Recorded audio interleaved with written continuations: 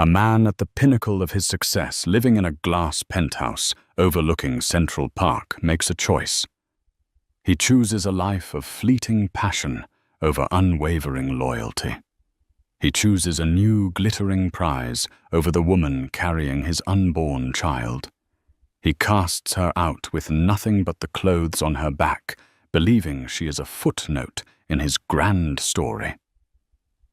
But he never thought to ask about her past, about the secrets locked away in her bloodline. He was a self-made millionaire, but she was about to become something else entirely, an heiress to a fortune so vast it could buy and sell his entire world 10 times over. This is the story of how the deepest betrayal ignited the greatest comeback, proving that karma isn't a myth. It's a reckoning. The air in the penthouse on the 78th floor of 157 was always sterile recycled and faintly scented with the white gardenia diffusers Jonathan Sterling insisted upon. It was the smell of wealth Serafina Hayes used to think. Now, it smelled like a beautiful lie. At 6 months pregnant, every scent seemed amplified, and the gardenias were starting to feel cloying, suffocating. She stood before the floor-to-ceiling windows, her hand resting protectively on the gentle swell of her stomach, and watched the tiny, frantic lights of New York City blur into a glittering tapestry below. It was a view that cost $26 million, a view that was meant to be a testament to their love, their success, their perfect life. Jonathan was the architect of this life, a real estate magnate who had clawed his way up from a middle-class upbringing in Queens to the apex of Manhattan's skyline. He was a man sculpted by ambition. When they met, she was a freelance art curator with a passion for obscure Renaissance painters, and he was a charming, relentless force of nature who saw her not just as a partner, but as the perfect final touch to his masterpiece of a life. He loved her quiet elegance, her gentle nature, the way she made their cold, modernist apartment feel like a home. Or so he said. Lately, the architect was spending more time admiring other buildings. The signs were small at first, almost laughably cliché. Late nights at the office that stretched into the early morning. The scent of an unfamiliar perfume. Something sharp and musky, like Chanel Coco Noir, clinging to the lapel of his Brioni suit. The way he angled his phone away from her, a sudden sharp movement that felt as violent as a slap. When she gently questioned him, he'd mastered the art of loving gaslighting. "Sarah, baby, you're being sensitive." "It's the pregnancy hormones," he'd say, stroking her hair. His touch feeling practiced and hollow. "This new development deal in Hudson Yards is a monster. I'm doing this for us. For our son." He always brought it back to their son. The little boy they'd already named Leo. It was his ultimate trump card, the perfect way to make her feel guilty and irrational. And for a while she believed him. She wanted to believe him. She was building a nursery, filled with hand-painted stars, and dreaming of Leo's first steps on the imported Italian marble floors, while Jonathan was methodically dismantling the foundation of their world. The first concrete crack appeared on a Tuesday. Jonathan was in the shower, his phone left charging on the marble vanity. It buzzed incessantly. Serafina glanced over her heart, a frantic drum against her ribs. She'd never violated his privacy, priding herself on their trust. But trust had become a phantom limb, a feeling she remembered having, but could no longer locate. With trembling fingers, she picked it up. The screen was lit with a string of messages from a Chloe Vance. "Chloe, last night was insane. You're a god. Chloe, can't stop thinking about you. That hotel room. Wow. Chloe, Send me a pic from the gala tonight. Need to see my handsome man all dressed up. Chloe.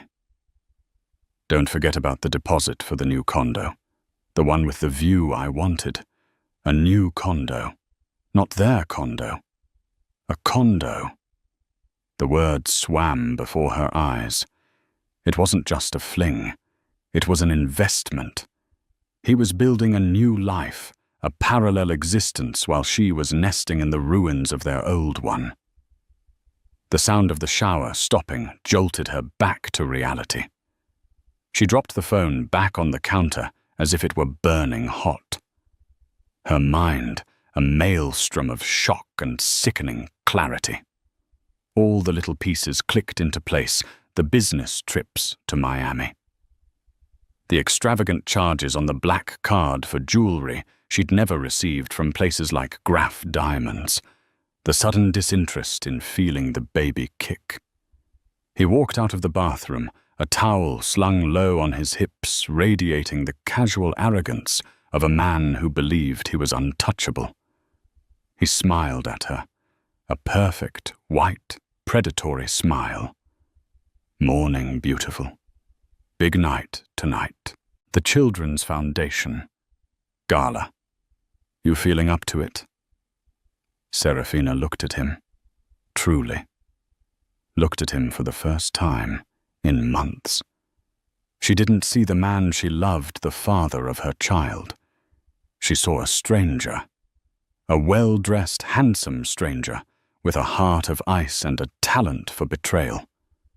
The gardenia scent was overwhelming now, and she felt a wave of nausea. I'm not feeling well, she managed her voice, a fragile whisper.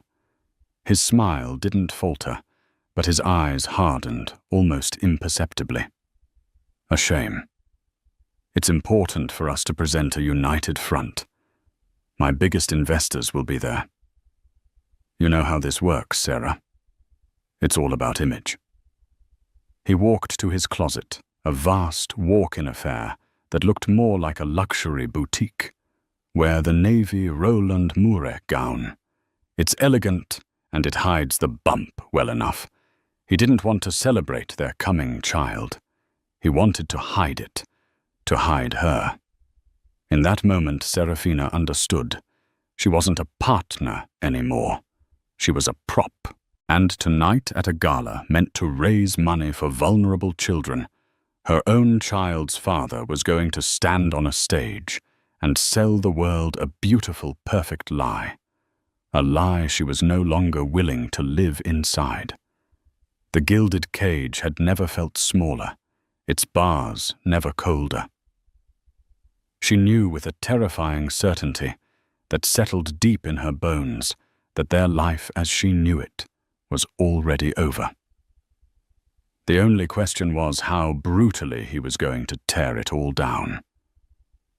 The hours leading up to the gala were a silent, agonizing ballet of pretense. Serafina moved through their cavernous apartment like a ghost, the unspoken truth hanging in the air between them, thick and heavy as velvet curtains. She put on the navy gown. It was a beautiful dress, a relic from a time when she believed his gifts were tokens of love, not expensive gags. The dark silk clung to her changing body, a constant reminder of the life growing inside her, a life now tethered to a lie. She watched herself in the mirror, a stranger with haunted eyes and a pale, drawn face.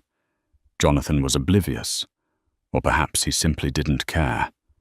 He was a whirlwind of self-importance, adjusting his custom-made Tom Ford tuxedo, fixing the diamond cufflinks that had been a gift from a Saudi investor, and barking orders at his assistant over the phone.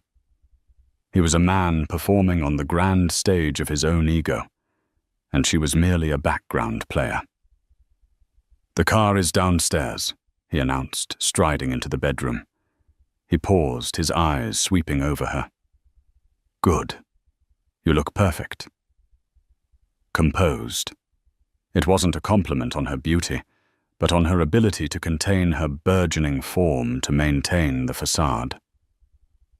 The ride downtown to Cipriani Wall Street was suffocatingly silent. Serafina stared out the window of the chauffeured Maybach, the city lights that once thrilled her, now seeming cold and indifferent. She could feel his impatience radiating from the other side of the plush leather seat. He wanted her to be the smiling, adoring wife. He needed her to play her part. The moment they stepped out of the car, the performance began. Flashes from paparazzi cameras exploded in their faces. Jonathan's hand went to the small of her back, a possessive proprietary gesture for the cameras. He smiled, waved, and guided her down the red carpet, a king in his court. Inside the grand hall was a sea of jewels, champagne, and calculated power. The air buzzed with the low hum of 1,000 conversations, each one a negotiation, a validation, a transaction. Jonathan Darling. A woman with a surgically tightened face and a necklace of emeralds that could fund a small country, air-kissed them both. And Serafina. You're glowing. Pregnancy suits you. Serafina forced a smile that felt like cracking porcelain. Thank you, Eleanor. For the first hour, she played her role flawlessly. She smiled, she nodded. She made small talk about art and summering in the Hamptons. She felt 1,000,000 miles away, an observer in her own life. Jonathan, meanwhile, was in his element, shaking hands, clapping backs, his laughter booming across the room. He was the center of this universe. And then she saw her. Across the ballroom, standing near the silent auction display, was a woman who could not have been more different from Serafina. She was sharp angles where Serafina was soft curves. Her dress was a daring slash of crimson silk, her lipstick a matching predatory red. She had raven black hair, cut in a severe modern bob. She was laughing, holding a glass of champagne, and her eyes were locked on Jonathan. It was Chloe Vance. She looked exactly like the kind of woman who would type the words, "You're a god," as if pulled by an invisible string. Jonathan excused himself from a conversation with a hedge fund manager and began to make his way through the crowd, his path leading directly to her. Serafina watched frozen as he reached Chloe. He didn't touch her, not at first. But the way he looked at her, the slight dip of his head, the intimate smile that didn't reach his public-facing eyes, it was a confession, more damning than any text message. Serafina felt the blood drain from her face. She needed air. Excusing herself, she made her way towards a side terrace, her heart pounding a frantic, painful rhythm. She pushed open the heavy glass doors and stepped into the cool night air, the sounds of the city a distant roar below.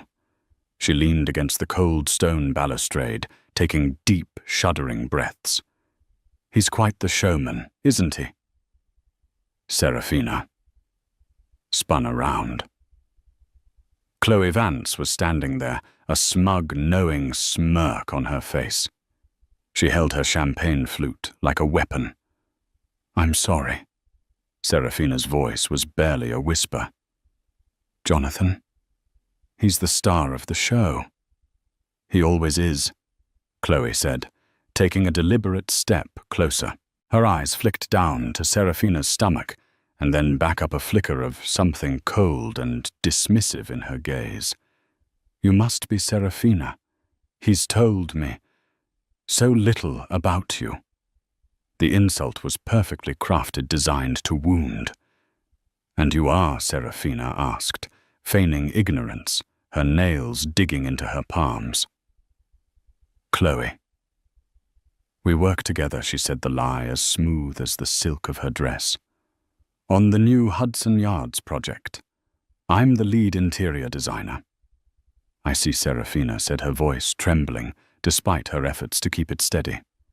And does your work typically involve late nights in hotel rooms and demanding deposits for private condos? Chloe's smirk widened. The pretense was over. Oh, honey. You saw the texts. I was hoping you would. It makes this so much easier. She took a sip of her champagne. You see, you're the past. You're the before picture. You're the starter wife he needed to look stable while he was building his empire. But he's built it now, and he needs a woman who fits not this. She gestured vaguely at Serafina's pregnant form. He needs a powerhouse, not a homemaker. Each word was a poisoned dart. Serafina felt the tears welling hot and shameful. Before she could respond, the terrace doors opened again. It was Jonathan. His face, which had been so jovial moments before, was now a mask of cold fury. He had seen them together. Chloe, go inside, he commanded, his voice low and dangerous.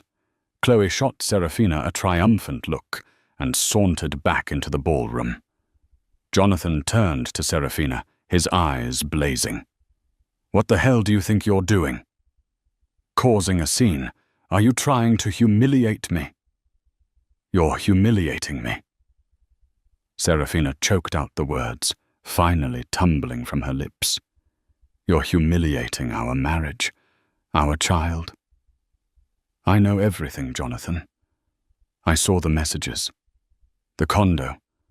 The hotel's her. For a fleeting second, a flicker of panic crossed his face, but it was quickly replaced by an unyielding wall of rage. His charm, his carefully constructed facade, crumbled away, revealing the ugly, rotten core beneath. You went through my phone.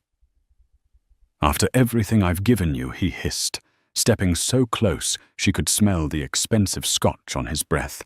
This life, this apartment, that dress on your back, I paid for all of it. You are nothing without me. You came into this with nothing, and you'll leave with nothing. I'm carrying your son, she whispered, her hand instinctively flying to her belly. He let out a short, cruel laugh. A child you probably trapped me with to secure your meal ticket for the next 18 years. It won't work. I'll give you a severance, a small one. Enough to get you started somewhere far away from here. You will sign an NDA. You will not speak of this to anyone, and you will disappear from my life. Is that clear? The sheer, breathtaking cruelty of it stole her breath. This wasn't a crumbling marriage. It was a hostile takeover. She had been a business deal, and her contract was being terminated. No, she said, a spark of defiance igniting within her. I won't just disappear. You will, he said, his voice dropping to a terrifying calm. Or I will make your life a living hell. I will drag you through a custody battle that you have no prayer of winning. I will paint you as an unstable, gold-digging whore to the world, and I will win. Because I am Jonathan Sterling, and I always, always win. He turned and walked back into the gala, leaving her alone on the terrace, the cold wind whipping around her. The beautiful, glittering party inside suddenly looked grotesque, a dance of devils. The unraveling was complete. He hadn't just broken her heart. He had threatened to erase her very existence. She was standing on the edge of an abyss, and the man she had promised to love forever had just given her a final brutal push. The eviction was swift and merciless. Serafina didn't even have time to process the confrontation at the gala. When she arrived back at the penthouse in a taxi she'd hailed with the last $100 in her purse, her keycard was already deactivated. A stoic, square-jawed security guard, a man who had greeted her by name every day for 3 years, stood by the private elevator, his eyes refusing to meet hers. "I'm sorry, Mrs. Sterling," he said the Mrs., sounding like a cruel joke. "My orders are not to allow you access to the residence. But my things, my clothes, my personal belongings. The baby's room." Her voice broke. She had spent weeks lovingly assembling the crib, folding tiny clothes, and painting a mural of a gentle moon and stars on the wall. "A courier service will deliver a few boxes of your personal effects to an address of your choosing. Tomorrow." The guard recited his tone flat and rehearsed. "Mr. Sterling's assistant will be in touch to arrange it."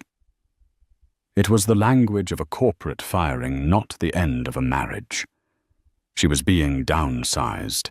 She stood there in the opulent, silent lobby, wearing a $10,000 gown with no key, no wallet, and nowhere to go. The joint bank accounts, she would soon discover, had been systematically drained, leaving only a few $100s. The credit cards in her name were cancelled. Jonathan had been planning this for weeks, meticulously cutting every cord that connected her to his life and his fortune. Her first few calls went to voicemail. Friends or people she had thought were friends were suddenly unavailable. They were his friends, she realized with a sickening lurch. Their loyalty belonged to the man who hosted the extravagant parties and funded their favorite charities. Desperate, she called the one person she knew she could count on her old college roommate, Anya Sharma, a struggling theater actress living in a cramped fourth-floor walk-up in Astoria, Queens. Anya didn't hesitate. "Get in a cab. Now. I'll pay for it when you get here." The journey from the heart of Manhattan's Billionaire's Row to the working-class streets of Queens felt like a descent into another world. The glittering towers gave way to brick apartment buildings and bustling bodegas.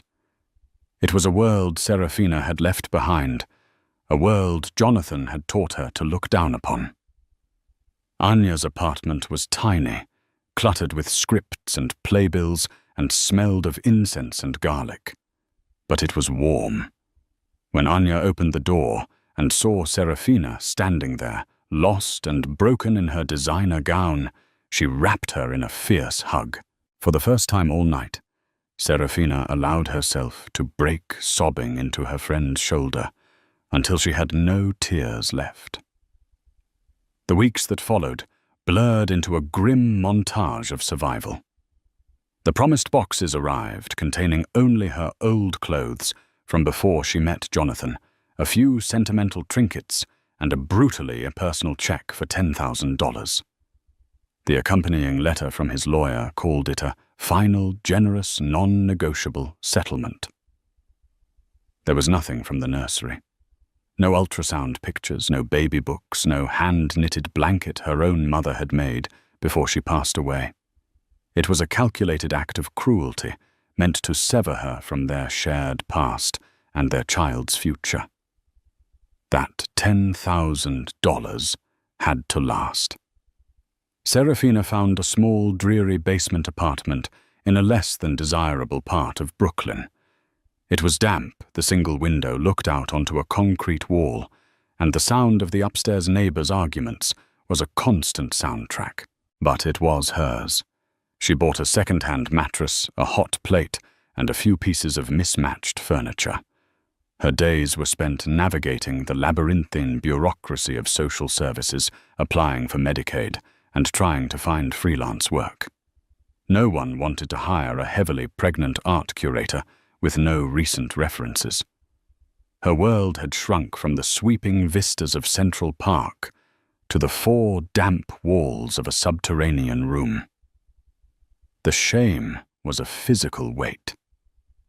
One afternoon, while waiting in line at a food pantry, she saw a glossy magazine at the checkout stand.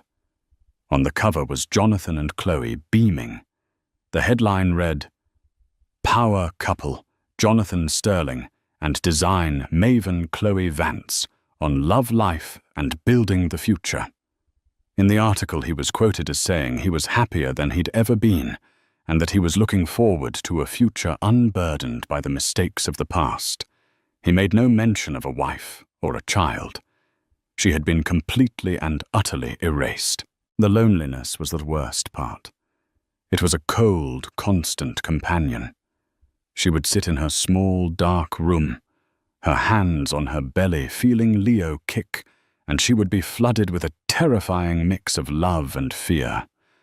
She was his sole protector, his only hope, and she felt so profoundly, hopelessly inadequate. Some nights the despair was so deep she could barely breathe. She would curl up on her lumpy mattress, the sirens wailing outside, and wonder how she was going to survive, how she could possibly bring a child into this bleak, unforgiving world. Winter came blanketing the city in a sheet of unforgiving ice. The heating in her apartment was temperamental at best. She spent her days wrapped in a threadbare blanket, nursing a single cup of tea to warm her hands. Her savings were dwindling at an alarming rate. She sold the last piece of decent jewelry she owned, a pair of simple pearl earrings from her mother, just to make rent and buy prenatal vitamins. This was rock bottom. This was the hell Jonathan had promised to create for her. He had succeeded. She was alone, pregnant and penniless, living in the shadows of the city he commanded. She had nothing left to lose. And in that barren, desperate place, a tiny, hard kernel of something new began to form. It wasn't hope, not yet. It was something tougher, colder. It was resilience, a quiet, stubborn refusal to be broken. She would not let him win. For Leo, she would find a way to crawl out of this abyss, even if she had to do it one bloody fingernail-scraped inch at a time. The coldest winter of her life had frozen her tears, and in their place, a quiet, unyielding strength began to take root. It was a Tuesday in late February, the kind of bleak grey day that made the city feel like a concrete prison. A biting wind rattled the single grimy window of Serafina's basement apartment. She was 8 months pregnant now, and her body ached with a weariness that went bone deep. She had just returned from a fruitless job interview for a receptionist position she was overqualified for, but didn't get the polite rejection still stinging. Her dwindling bank account hovered just above $200. Taped to her door was a thick cream-colored envelope. It was utterly out of place in the grimy hallway. The paper was heavy, expensive card stock, and the return address was a law firm in Mayfair, London, Penhaligon, and Crest. Her name and address were written in elegant, old-fashioned calligraphy. Her first thought was that it was from Jonathan. A new threat, a new legal maneuver to intimidate her. Her heart hammered against her ribs as she tore it open with trembling fingers. The letterhead was embossed, the language formal and dense. It wasn't from Jonathan. It was a summons of sorts, an urgent request for her presence regarding the estate of a Mr. Alistair Blackwood. The name meant nothing to her. She read the letter 3 times. Her brow furrowed in confusion. It spoke of a last will and testament, and her being named as a primary beneficiary. It had to be a mistake, a scam, some cruel, elaborate hoax. She almost threw it away, but something stopped her. The sheer quality of the paper, the official tone, the specificity of her name, Serafina Ann Hayes.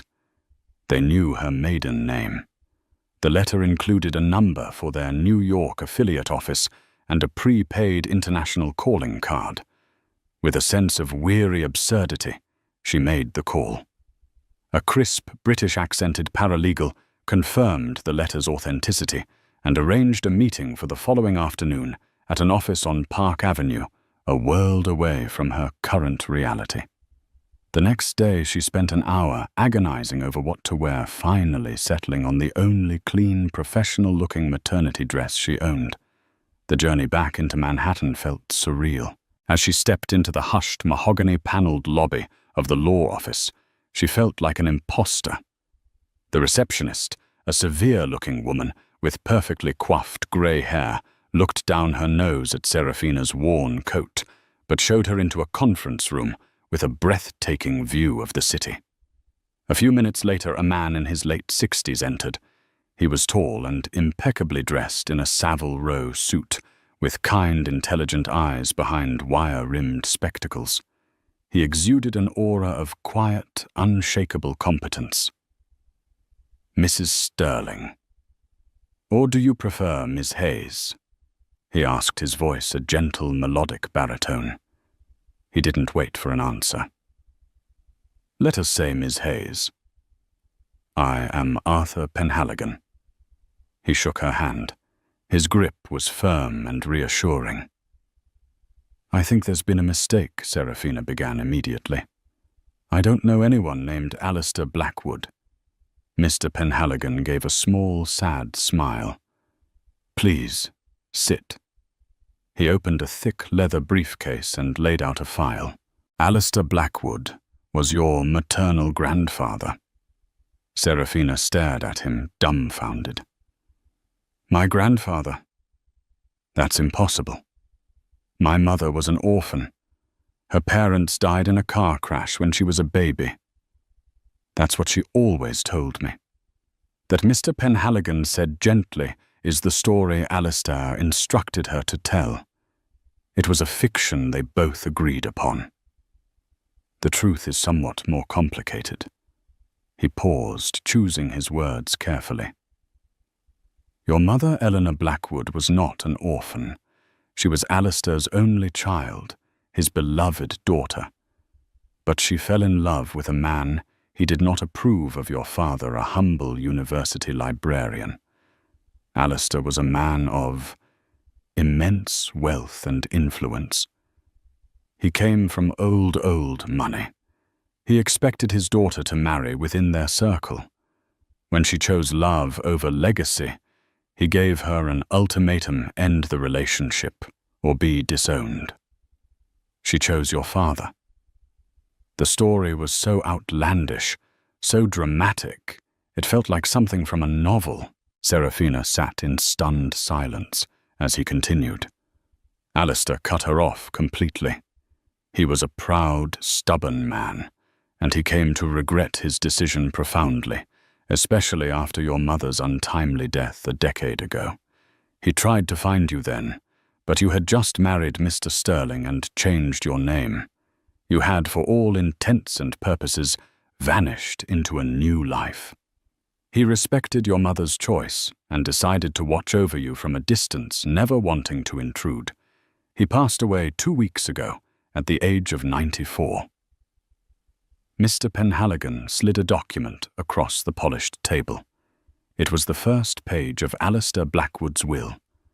He spent the last 40 years of his life building one of the world's largest private logistics and technology empires, Blackwood Global Holdings. He never remarried and had no other children. In his will, he named your mother as his sole heir. In the event of her passing, the entire inheritance passes to her only living issue. To you, Miss Hayes. Serafina's eyes scanned the page, her mind struggling to comprehend the words. The entire inheritance, she echoed weakly. What does that mean? Mr. Penhaligon looked at her directly, his gaze steady and kind. It means that you are now the sole proprietor of Blackwood Global Holdings. The portfolio includes controlling interests in global shipping lines, several major tech startups, a vast international real estate portfolio, and a private equity fund. There are properties in London, Geneva, and Hong Kong. There is also, of course, the liquid capital. He paused, letting the weight of his words sink in. Ms. Hayes, I know this is a shock.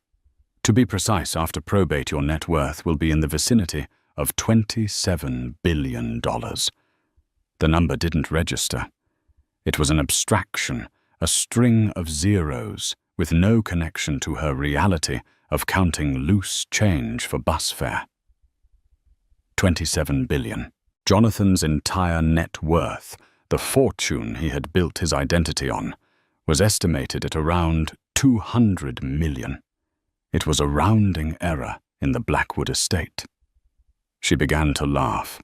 It wasn't a happy sound. It was the hysterical, unhinged laughter of a mind pushed beyond its limits. She laughed until tears streamed down her face. Tears of shock, of grief for the family she never knew, and of a wild, unbelievable irony that was almost too cruel to be real. Mr. Penhaligon waited patiently until her laughter subsided into shaky breaths. "I understand this is overwhelming," he said softly. Mr. Blackwood foresaw this. He left very specific instructions. "My firm's purpose is to guide you, to protect you, and to help you assume control of your legacy. Our first order of business is your immediate security and well-being. A secure residence has been arranged. A team is on standby to handle any and all of your current difficulties." His eyes held a flicker of something else, a deep professional disdain. "We ran a thorough background check, of course. We are well aware of your situation with Mr. Sterling." Serafina looked down at her swollen belly, at the life that Jonathan had dismissed and discarded. She thought of the damp basement, the food pantry lines, the crushing despair. And then she looked out of the window at the city skyline, at the towers of glass and steel, where men like Jonathan Sterling played God. He had cast her into the dirt, believing she was nothing. He had no idea she was the heir to a kingdom that made his look like a child's sandcastle. The faint knock of fate had not just opened a door. It had blasted a hole through the wall of her prison, revealing a world of power and possibility she could never have imagined. The shock was beginning to fade, replaced by a cold, clear, and galvanizing thought. This wasn't just a lifeline. It was a weapon, and she was going to learn how to wield it. The transformation was as swift as it was absolute. Within hours of leaving Arthur Penhaligon's office, Serafina's old life ceased to exist. A black, bulletproof Cadillac Escalade whisked her away from the world of walk-ups and subway grates. Her new home was the entire top floor of a discreet, ultra-secure residential tower in Tribeca, a paparazzi-proof building with a private elevator and a dedicated security team. The apartment was a sprawling expanse of understated luxury, with warm woods, soft fabrics, and breathtaking 360-degree views of the Hudson River and the city. It was opulent, but unlike Jonathan's cold penthouse, it felt like a sanctuary. On a table in the living room was a small framed photograph of a beautiful smiling young woman with Serafina's eyes. A note from Mr. Penhaligon lay beside it. "Your mother, Eleanor. Your grandfather kept this on his desk." The first few days were a blur of managed activity. A team of discreet professionals descended upon her new life. A personal chef prepared nutritious meals tailored to her pregnancy. A financial advisor gave her a gentle, simplified overview of her new assets. A security chief detailed the measures being taken for her and her unborn child's safety. She was given a new phone, a new laptop, and a simple black credit card with no set limit. The first purchase she made was a new warm winter coat. But this was not about indulging in luxury. Arthur Penhaligon was a firm and methodical mentor.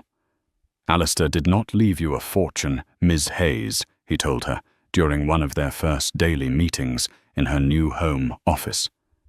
"He left you an empire, and an empire requires a ruler." He began her education immediately.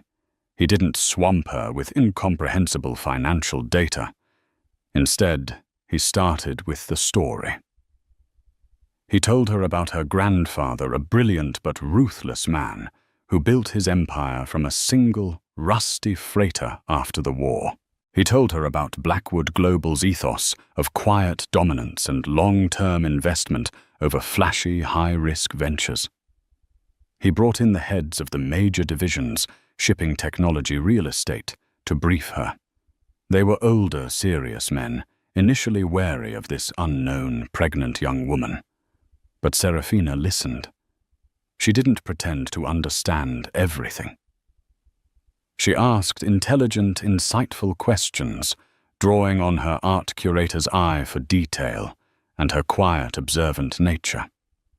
She absorbed information like a sponge. 2 weeks after the meeting that changed her life, Serafina went into labor.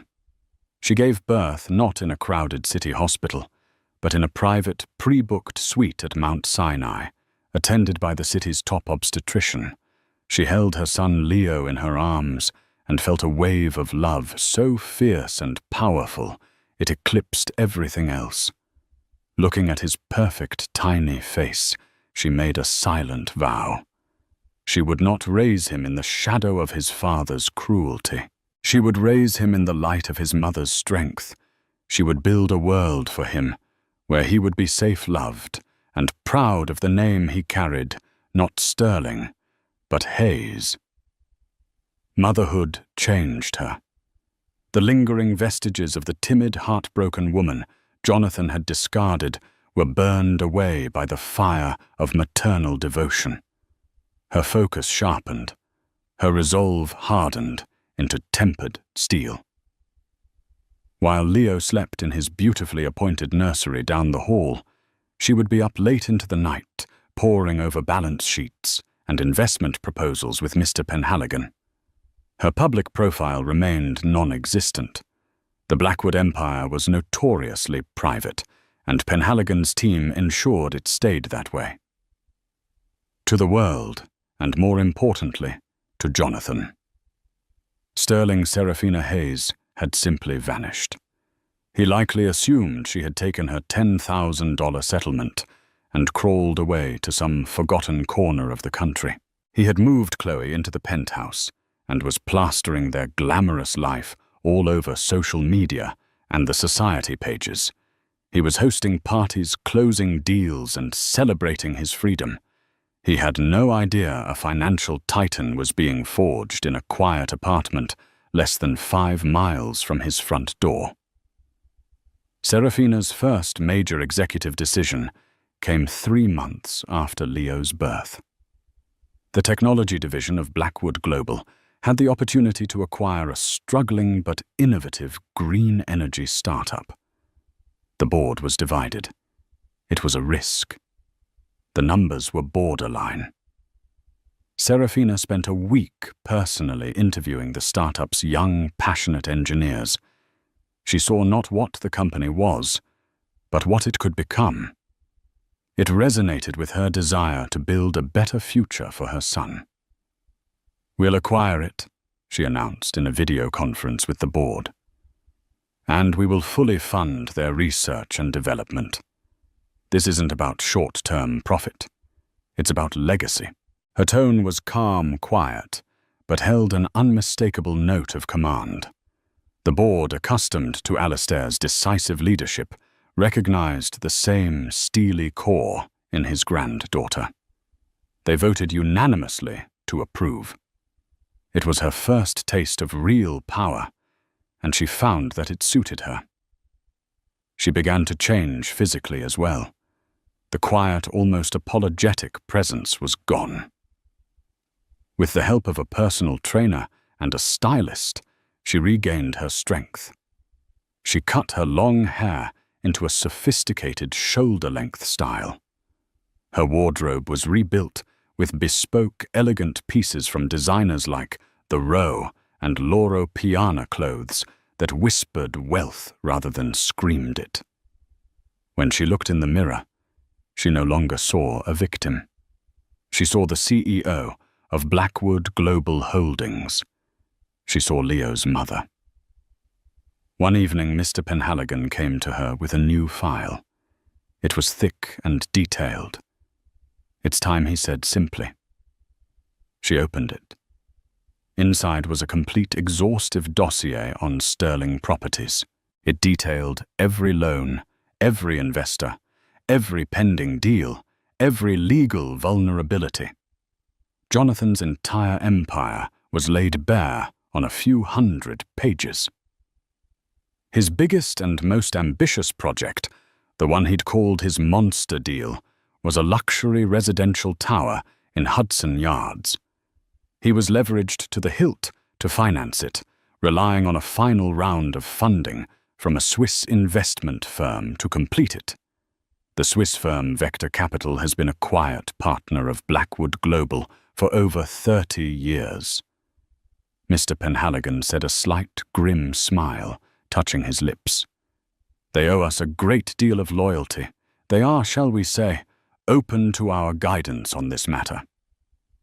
Serafina looked up from the file, her eyes cold and clear as diamonds.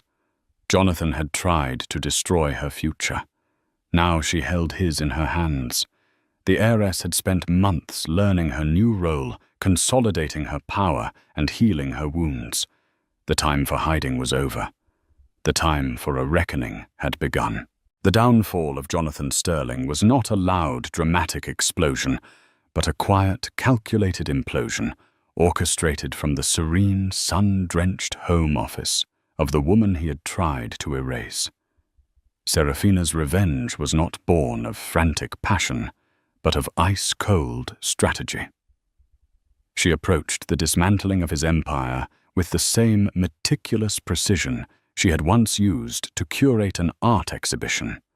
Every piece had its place, every move its purpose. The first step was silent. Acting on Serafina's authority, Vector Capital Jonathan's crucial Swiss investor pulled its $800 million line of credit for the Hudson Yards project, citing a sudden portfolio realignment. The official notice was delivered via a sterile email devoid of emotion. For Jonathan, this was a catastrophe. The news hit his desk on a Monday morning. He was over-leveraged, with contractors demanding payment and deadlines looming. Without that final round of funding, the entire project, the crown jewel of his career, would collapse.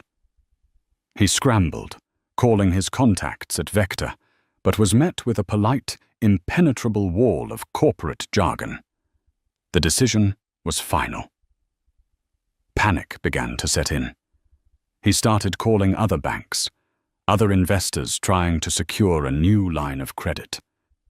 But word travels fast in the tight-knit world of high finance.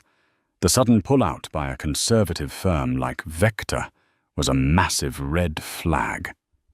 No one wanted to touch a project that was suddenly radioactive. Every door he knocked on was politely but firmly shut in his face. The second move came a week later. A little-known subsidiary of Blackwood Global's real estate division, a shell company called Bedrock Acquisitions, began quietly buying up the corporate debt Sterling Properties held with its primary lenders. Jonathan had used aggressive leverage to build his company, borrowing heavily against his existing assets. Bedrock Acquisitions, flush with the near-limitless cash of the Blackwood empire, bought that debt for pennies on the dollar from banks that were now nervous about a potential default. In the space of 2 weeks, Serafina, through her shell company, had become Jonathan's primary creditor. He was in effect now in debt to her. He had no idea, of course. He just knew that his financial world was shrinking, the walls closing in with terrifying speed. The pressure began to show. The confident, swaggering magnate was replaced by a haunted, desperate man. There were furious, whispered arguments with Chloe in expensive restaurants, overheard by gleeful gossip columnists. Chloe, who had been attracted to his power and success, had little patience for his stress and mounting failures. The shopping sprees slowed, then stopped. The talk of a summer on a yacht in the Mediterranean was replaced by tense silence. The final act was a masterstroke of corporate theatre. With the Hudson Yards project on the brink of foreclosure, a new buyer emerged, a mysterious ultra-private holding company.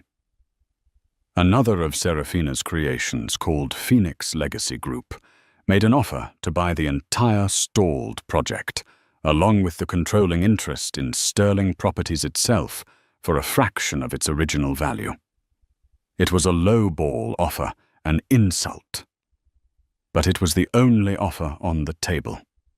It was either accept it or face total bankruptcy, public humiliation, and a barrage of lawsuits from his other investors.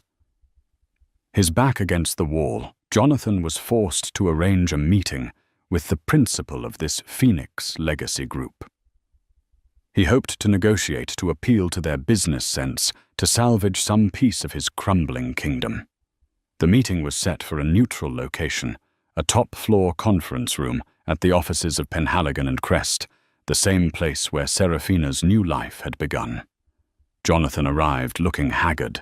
His expensive suit seemed to hang off him, and there were dark circles under his eyes. He walked into the conference room, ready to plead his case to some faceless corporate raider. And then he saw her. Serafina was seated at the head of the long, polished table.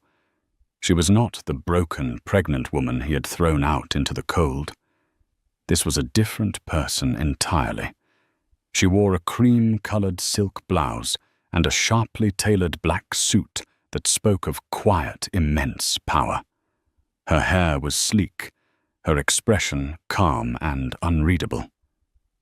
At her side, looking on with quiet approval, was Arthur Penhaligon. The color drained from Jonathan's face. He stopped dead in the doorway, his mouth agape, a litany of confused emotions. Shock, disbelief, dawning horror playing across his features. "Serafina," he stammered. "What? What is this? What are you doing here?" "I believe you're here to meet with the principal of Phoenix Legacy Group," she said, her voice even and cool, betraying none of the turmoil she felt inside. "That would be me. Please have a seat, Jonathan. We have a lot to discuss." He stumbled into a chair, his eyes darting around the room as if searching for an escape. "This is a joke. This is impossible. How could you? You never once asked about my family, Jonathan," she said, cutting him off. "You were never interested in my life before you. You just assumed I was nothing, that I came from nothing. It was a rather costly oversight on your part." She slid the acquisition offer across the table. "This is the deal. You will sign over your company and all its assets, including the penthouse. In return, Phoenix Legacy will assume all of your debt and liabilities. You will be left with nothing, the exact same position you left me in. But I'm feeling generous. I won't leave you on the street. I've arranged for a severance, $10,000. She pushed a cashier's check across the table, the same amount he had given her. The symbolism was brutal, and it landed with the force of a physical blow. He stared at her, his face a mask of desperation. The arrogance was gone, replaced by a pathetic, pleading weakness. "Sarah, please, don't do this. I'm sorry. I was a fool. We can fix this. Think of our son." It was the first time he had mentioned Leo in almost a year. The desperate, transparently manipulative plea sickened her. "His name is Leo Hayes," she said, her voice dropping laced with ice. "And you will never speak his name again. You gave up the right to be his father when you threw his mother out with nothing but a dress and a broken heart. This isn't about emotion, Jonathan. This is business. You taught me that. Image is everything. Present a united front. These were your lessons." She stood up, signaling the end of the meeting. You have 24 hours to sign. If you refuse, we will call in your debt. And I will personally see to it that you are so buried in litigation, you'll never see the light of day again. Arthur will show you out." Jonathan was left sputtering, a broken man in a room that symbolized his complete and utter defeat. As Serafina walked out, she didn't feel a rush of triumphant joy. She felt a quiet, solemn sense of closure. She had not destroyed him out of hatred. She had done it to protect her son's future and to reclaim her own narrative. The architect of her pain was now trapped in the ruins of his own making, while she, the woman he had deemed worthless, was the architect of it all. Karma had been delivered not by fate, but by her own hand. In the weeks following the hostile takeover, the last vestiges of Jonathan Sterling's world were swept away. The news of his spectacular fall from grace ripped through the city's financial and social circles. The media, which had once celebrated his genius, now feasted on his demise, painting him as a cautionary tale of hubris and greed. His photo was no longer on the cover of Forbes, but splashed across the pages of the New York Post, showing him looking disheveled and gaunt, leaving his lawyer's office.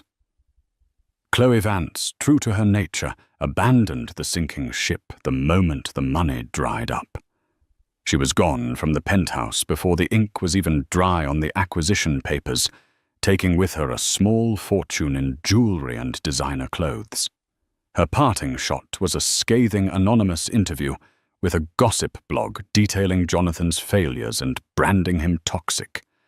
He lost his mistress, his reputation, and his status in one fell swoop.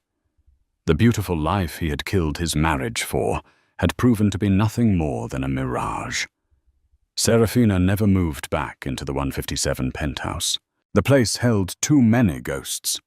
Instead, she had the entire apartment professionally cleared out and donated the contents to a charity that helped furnish homes for domestic abuse survivors.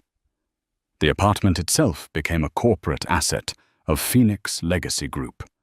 She had no desire to live in the monument to her past pain. Her home was the warm, light-filled sanctuary in Tribeca, with Leo's happy gurgles echoing through the halls. One afternoon, a month after the takeover, she received a call from Anya. "You won't believe who's working at the coffee shop down the street from my apartment," she said, "making lattes and trying very hard to be invisible." It was Jonathan. Stripped of his assets and reputation, with legal fees mounting, he had been forced to take a menial job to survive. The king of Manhattan real estate was now serving cappuccinos in Queens. A part of her, a small wounded part from long ago, might have felt a grim satisfaction at this news. But the Serafina of today felt only a distant pity. His fate was no longer her concern.